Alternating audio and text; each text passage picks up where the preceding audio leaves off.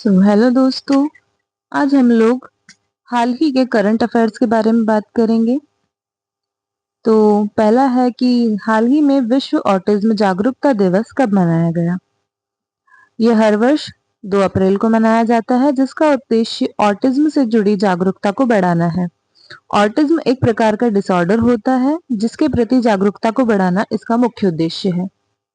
दूसरी जानकारी है, भारतीय नौसेना ने हाल ही में मालवन नामक anti submarine warfare shallow watercraft को अपने बेड़े में शामिल किया है।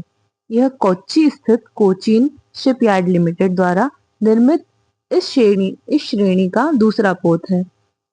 इसकी तैनाती भारत की तटीय निगरानी और जल की भीतर की सुरक्षाओं को सुदृढ़ करना है। यह 8 पोतों की एक श्रृंखला का हिस्सा है जिसका उद्देश्य उथले और तटीय क्षेत्रों में नौसेना का संचालन की क्षमता बढ़ाना है। भारतीय नौसेना ने हाल ही में मालवन नामक anti submarine warfare shallow watercraft को अपने बेड़े में शामिल किया। यह इसमें याद रखने लायक बात है जो कि आगे आपके गवर्नमेंट एग्जाम्स के लिए काम आ सकती है।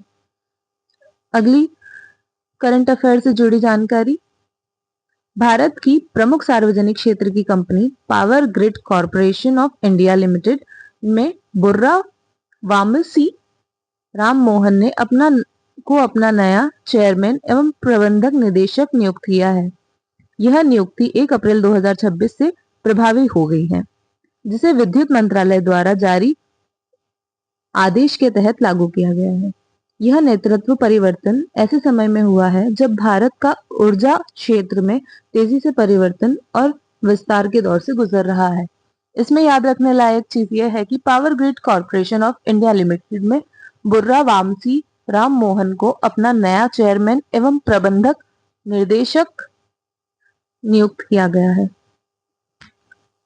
अगली बात, महाराष्ट्र राज्य सड़क परिवहन निगम ने 1 अप्रैल 2026 को रुपए on the go national common mobility card योजना की शुरुआत की है, जो राज्य के सार्वजनिक परिवहन को डिजिटल बनाने की दिशा में एक महत्वपूर्ण कदम है।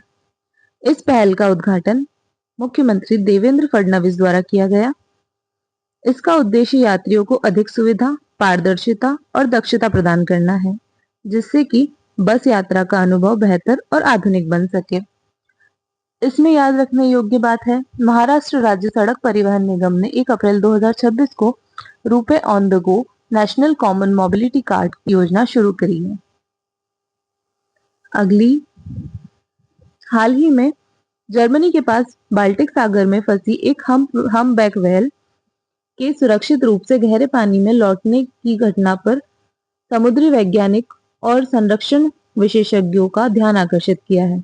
यह व्हेल उथले तटीय जल में पहुंच गई थी, जो कि इस प्रजाति के लिए असामान्य और जोखिमपूर्ण बात माना जाता है। कई बार फंसने के बाद भी इसका वापस गहरे समुद्र की ओर जाना इसके जीवित रहने की उम्मीद को बढ़ाता है। जर्मनी के पास एक बाल्टिक सागर में एक हम्पबैक व्हेल जो कि उथले पानी की ओर तटीय जल में आ गई थी, वह सुरक्षित रूप से पुनः गहरे पानी की ओर चली गई। ये इसके अंदर इंपॉर्टेंट बात हुई। अगली बात, भारतीय नौसेना को हाल ही में संशोधक नामक सर्वेक्षण पोत प्राप्त हुआ, जो एक महत्वपूर्ण स्वदेशी जहाज निर्माण कार्यक्रम का हिस्सा है। कोलकाता स्थित garden rich ship builders and engineers limited द्वारा निर्मित यह चौथा और अंतिम सर्वे वेसल लॉन्च है। इस पोत के शामिल होने से भारत की समुद्री सर्वेक्षण क्षमता में मजबूती आई है और रक्षा और नागरिक दोनों क्षेत्रों में समुद्री संचालन का लाभ मिलेगा। भारतीय नौसेना में हाल ही में संशोधक नामक सर्वेक्षण पोत प्राप्त हुआ है। ये इसमें इंपॉर्टेंट बात थी। अगला, हाल ही में स्पेन द्वारा ईरान के खिलाफ सैन्य अभियानों में शामिल अमेरिकी विमानों के लिए अपने हवाई क्षेत्रों को बंद करने का निर्णय लिया गया है। अंतर्राष्ट्रीय राजनीति में यह चर्चा का विषय बन चुका है। यह कदम बढ़ते भू राजनीतिक तनावों के बीच स्पेन की संतुलित रणनीति को दर्शाता है, जहां वह एक और नाटो के प्रति अपनी प्रतिबद्धताओं को निभा रहा है, वहीं दूसरी ओर पश्चिम एशिया के संघर्ष के विस्तार को लेकर भी सतर्क है।